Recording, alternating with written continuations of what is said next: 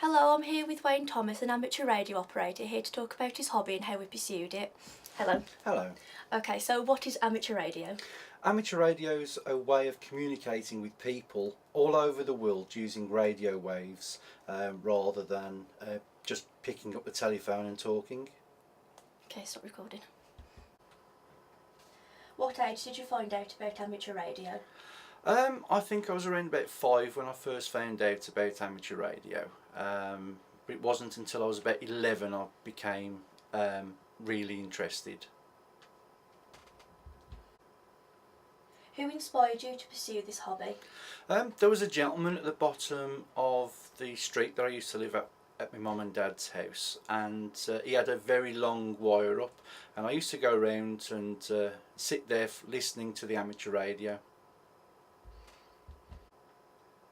Are there any conventions you attend for amateur radio?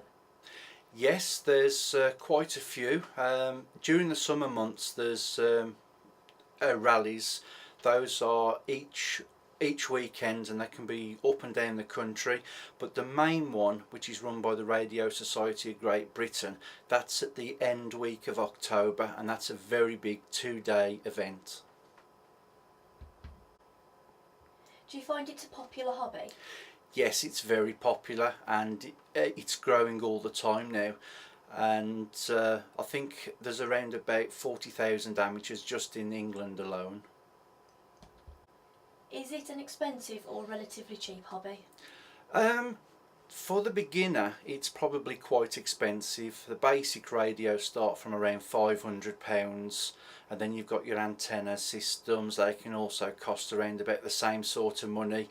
Some radios cost £6,000 to £7,000, but you can build your own equipment. A simple SSB radio you could build for just around about £100, and you can use a bit of speaker wire for an antenna. Okay. What requirements are needed for this hobby? In the United Kingdom there are 3-tier licence systems at the moment. There's the foundation licence that allows you to transmit with 10 watts, which is a very I've waffled. Can I? Yeah. What requirements are needed for this hobby? In the UK there's a 3-tier system at the moment. To start with, there's a foundation licence that gives you 10 watts, and that can be done over a weekend, so it's a very simple exam. The next one is the intermediate exam. There's a little bit of building involved, that allows you to have 50 watts of power. And then there's the advanced license, which allows you up to 400 watts, and yeah, the world's your oyster with 400 watts. What would you say to those wanting to become a radio amateur?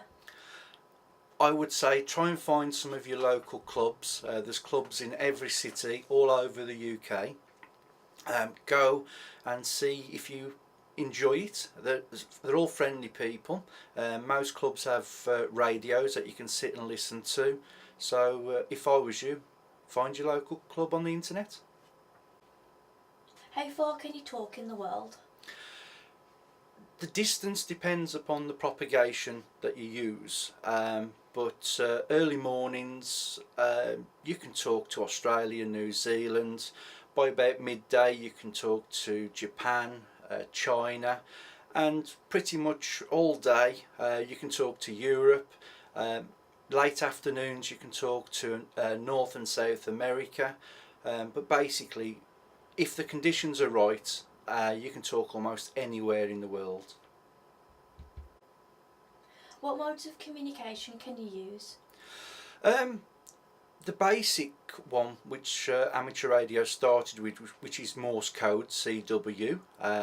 You can use a microphone, and you can talk with SSB, AM, which is amplitude modulation, FM, which is frequency modulation.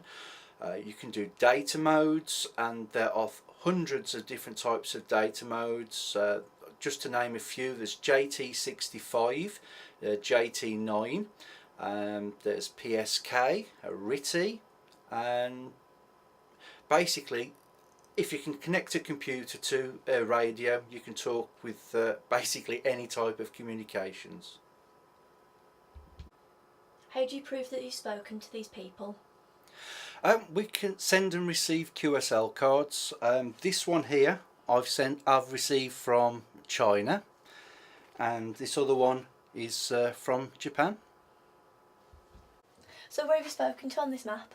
I've actually spoken all over Europe. I've spoken to over 13,000 different people in Europe. Okay, that's been Wayne Thomas, a radio amateur expert. Radio amateur operator. Thank you for letting me interview you, and Thank goodbye. you very much. Thank you. Bye.